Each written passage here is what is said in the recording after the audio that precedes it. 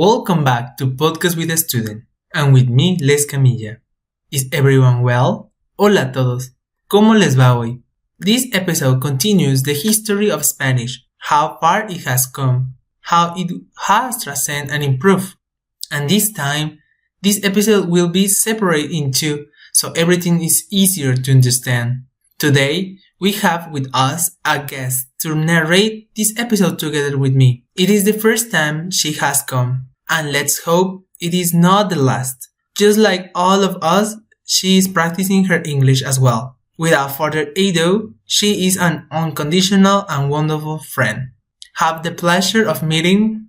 Hello there, I am Cheshire. You can call me Chess if you want to. I am 20 years old and I'm here to practice my English pronunciation. Things I can say about myself? Well, I love chilaquiles with coffee in the mornings and I like to play video games with my lovely friends. Thank you, Chess. Today, we are going to hear about how Spanish expands to different regions that are not only Latin America, as we know where are the majority countries with Spanish speakers, but also other regions that they are normally forgotten. In these cases, those countries are not officially Spanish speakers, they were in some cases, others are distinct, but this language penetrates in the history of the country or the people. In addition to being incorporated into the new languages of those countries, it configured and developed new dialects which people use daily along with the new language introduced. Historical reasons that justify the presence of this language have to do with the conquest, explorations, and colonization of Spain since the 16th century, but also to the more recent migrations and contacts between different territories. Let us hear what has happened in each of them following a chronological order.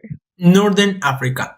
The beginning of the Spanish presence in North Africa is found in the second half of the 15th century and the first half of the 16th century. From a history perspective, the use of Spanish in this territory has been discontinuous and irregular. Morocco was a Spanish protectorate zone from 1912, although this did not begin to be effective up to 1927 due to the numerous warlike conflicts with the Moroccan population in the so-called Rif War. The independence of Morocco in 1956 put an end to this Spanish protectorate and led to the abandoning of the African enclaves except for Ceuta and Melilla and all the time of the West Sahara. The Spanish language then entered a phase of abandoning, as Algeria, which was a French protectorate zone, since the end of the 19th century, it received numerous temporary immigrants from the fields of Levante and Andalusia, immigrants from the most modest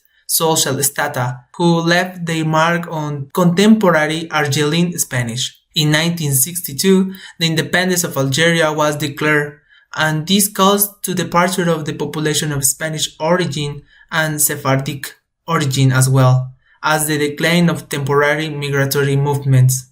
Since then, Spanish in Algeria has become a residual language. So, what are the most particular characteristics of Maghreb Spanish?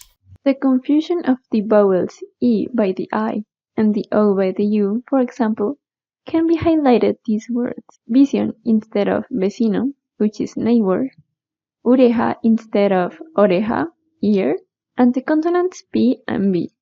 In Baniol instead of español, Spanish, that this characteristic is influenced by Arabic. At the same time, the loss of the Y that goes between vowels or of the ñ. As for the non-Moroccan Western Sahara, Spanish is also becoming a residual language. However, in the Sahrawi camps set up in Algerian territory, such as Tindouf, their political weight is greater. There, Spanish has an important status because it is taught in desert schools and known by more than 100,000 people. In this context, Spanish becomes a hallmark in the face of the political predominance of French throughout Northwest Africa. United States of America. The origin of the American Hispanic language dates to the 16th century, although its current geographical and social distribution as well as a linguistic configuration has developed since the second half of the 19th century.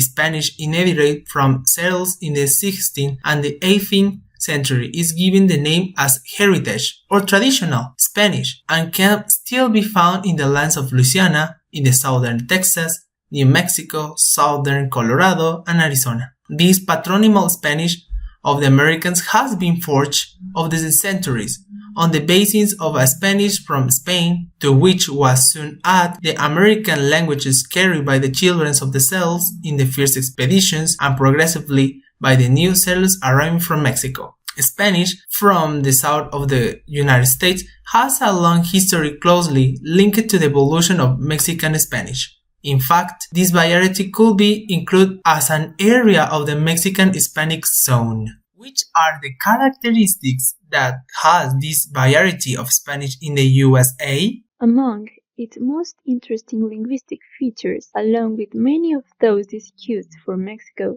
include the use of a final E after a consonant. For example, bebere instead of beber, which means drink, or papele instead of papel, which is paper. The tendency to weaken or lose the Y between vowels, for example, huella instead of huella, or anillo instead of anillo, that's ring. The aspiration of the initial H, humo instead of humo, and the use of archaisms like hablastes instead of hablaste, you spoke, as well as lexicons shared with Mexico, such as chueco, that is crook, zapilote, that means buzzard. Uto-Aztec indigenisms like mitote, what does gossip mean, or zacate, what does grass mean, and logically Anglicisms, backyard, what does mean back. Exist or existed dialects in American Spanish in the United States of America? The case of Louisiana is especially striking because it maintains a variety of Canadian origin whose identity can still be traced in phonetics and very significantly in lexicon. The Canadian modality has two manifestations, la isleña and the brully. Isleña speech is preserved in descendants of the Canadian settlers who arrived in the 18th century. Brully speech is linked to this same origin, but it's more influenced by the French and English language, of which it has been surrounded of 2 centuries. Of the Isleña speech, there are still a few hundred users. Of the brully speech, hardly any vestige remain. The presence of the Cuban modality in Florida goes back more than a century. During 19th century, some Florida enclaves such as Tampa and Kaeouly acquired singular importance. Tampa developed with the arrival of the railroad, and Cuban Spanish settlers traveled there. The organized tobacco industry in Kaeouly in the mid-19th century also attracted large numbers of Cubans, many of them from low socio-cultural backgrounds. Others came to the United States escaping the crisis experienced by Cuba's sugar companies and dispersed to several states. As Puerto Ricans, the same war of 1898 drastically changed their political status and population movements. The most relevant migration of Puerto Ricans was to New York City, especially between 1970 and 1948. In the second half of the 19th century, the New York and New Jersey area incorporated the Spanish of the island of Puerto Rico into its linguistic repertoire, both in the culture and popular uses. Ultimately, history has meant that the Spanish language has been and is the second in social importance in the United States in 2010.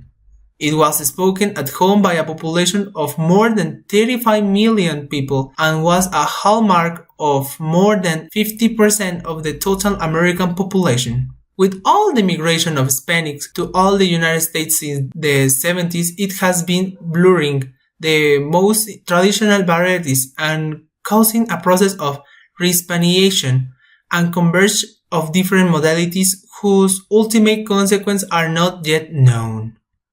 Much of this information I have taken from the book The Wonderful History of Spanish, written by Francisco Moreno Fernandez and published by the Instituto Cervantes y Espasa. So, what do you think? Should Spanish be taught in deep in Morocco to unify Spanish? Should there be a permanent location so Spanish and its new forms do not disappear? Do you think that in Algeria there could be new variants? Do you think that at some point the Spanish of the United States of America will grow even more so that it has its own words? Do you think that the intervention of Mexicans, Cubans, Central American and Puerto Ricans will further benefit the lexicon of American Spanish? Would you like to learn Spanish or some Creole language for they will not disappear? Do you think that in some future Spanish will have more Creole language? You can follow me on my social networks that are here on the site, but if you tune me through another channel, I am on Facebook, Instagram, Twitter, as well as YouTube as Podcast with a Student. What about you, Chess? Yeah, you can find me on Twitter as Kaeouly with a Y at the end. I remind you that you can send me messages through all my social networks. In Anchor, you also can send me message. And I think just like in Spotify. And if you are listening us on YouTube or TV, IG or Instagram, leave you down below your comments for feedback of the questions. See you later. See you later. Stay tuned.